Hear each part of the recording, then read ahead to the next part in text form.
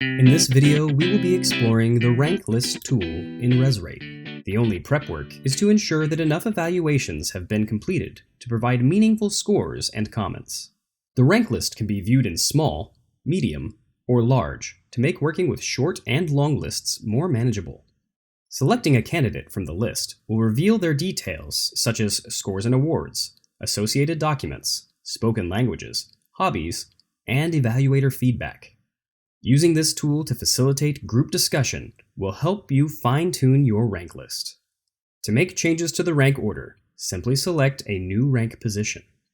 The red dot indicates how many evaluators have flagged a candidate as do not rank.